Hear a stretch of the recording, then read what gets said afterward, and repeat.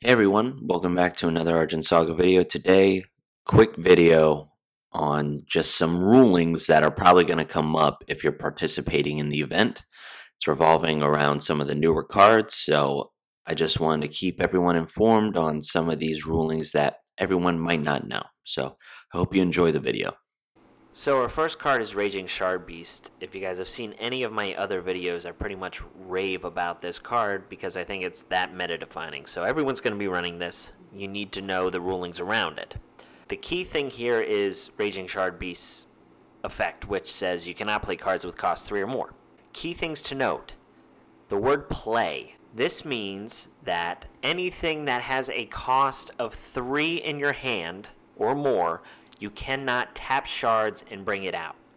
Even if there's cards like Mayu's Assistant, which reduces the cost of spells by 1. So if you had a 3-cost spell in your hand, and you had Mayu's Assistant already on the field, and then Shard Beast was in play, you cannot play a 3-cost spell, even though it would cost 2 to play it. So the next ruling with Raging Shard Beast actually revolves around Yuki as well. Remember, the key thing that I was talking about Raging Shard Beast is the key word play in his effect. You cannot play cards with cost 3 or more. So Yuki costs 3 to play normally, but her effect reads, if this card is in your hand after one of your towers is destroyed, put this card into play. So putting a card into play and playing a card are two different things. Technically, if you have Shard Beast on your field, whenever your opponent breaks one of your towers and Yuki is in your hand, you can bring out Yuki even if Raging Shard Beast is on the field. So the next ruling around Raging Shard Beast is regarding Omega Magic Yami. So Omega Magic Yami here says return target unit with cost 3 or less. So if you choose a unit with 3, you can put it into play with Yami even if Raging Shard Beast is on the field because you are returning it to the field. You are not playing it. Again, the key word here in Raging Shard Beast's effect is play. Omega Magic Yami says return. You're in the clear. The last ruling with Raging Shard Beast is actually a simple one, but I've seen people ask it. The question is, if you already have a monster on the field that is a cost 3 or more, can you play Raging Shard Beast? And the answer is yes. Raging Shard Beast's effect does not go into effect until it's on the field. So after Raging Shard Beast comes into play, then you can no longer play cards that have a cost 3 or more. The next card that we have a ruling on is Yuki, and it's only one of them.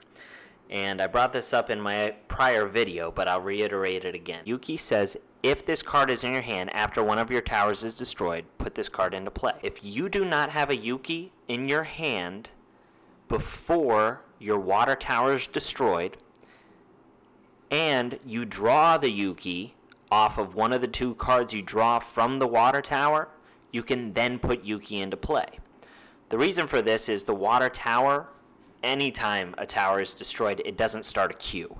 So essentially, after the water tower is destroyed and you draw 2 cards, then Yuki's effect looks for its ability to activate.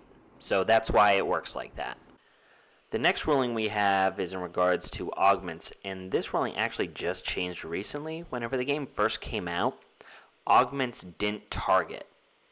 That meant whenever you were trying to equip it to something, it just equipped. There was no targeting. And this was kind of important, this ruling change, because there are cards that negate targeting effects, and we're going to get into that. But this is a big ruling because now there's kind of counters to delayed poison where there wasn't really before. And that's something you really should know going into this championship. Augments do target. So whenever your opponent is selecting something to be targeted, you can then respond to it. Our last ruling is in regards to shard draining. This is a question that I see a lot, and it's also a simple one. And it revolves around how many times can I shard drain? And the simple answer is you can shard drain as many times as you're able to. So if you have 10 shards on the field, you can technically shard drain 10 times that turn. You can use that ability as often as you're able to.